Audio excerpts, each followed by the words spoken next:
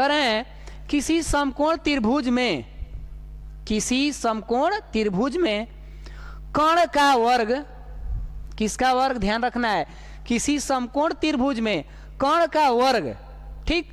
अब कर्ण का जब वर्ग कर दिए तो कौ भुजा बच गया, शेष 2 भुजा बचा कि नहीं। तो कह रहे हैं कि शेष जो 2 भुजा बचेगा उनका भी वर्ग कर दीजिए और जोड़ दीजिए, ठीक है ना। तो आइए इसको अच्छे से समझते हैं। किसी समकोण त्रिभुज में कर्ण का वर्ग शेष दोनों भुजाओं के, जो शेष 2 बच रहे हैं लंब और आधार, शेष दोनों भुजाओं के वर्गों के योग के बराबर होता है।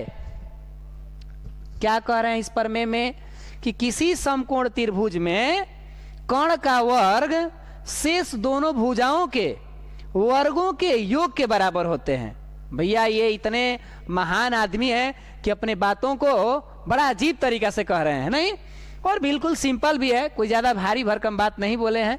तो इसी बात को कहने के लिए हम संक्षेप में अर्थात यहाँ पर दिखाए हैं।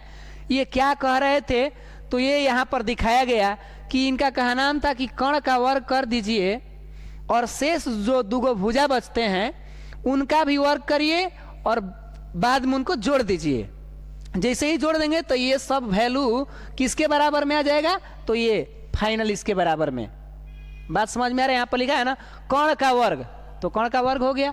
फिर कह रहे हैं शेष दोनों भुजाओं के लंब और आधार, और कह रहे कि वर्गों के, तो वर्ग भी कर दिए, स्क्वायर भी कर दिए, और योग, तो योग का मतलब बीच में प्लस भी दे दिए।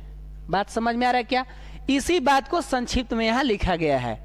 तो हम उम्मीद कर रहे हैं कि आप इस प्रमेय को समझ गए होंगे कि वो क्या कहे थे पाइथागोरस जी।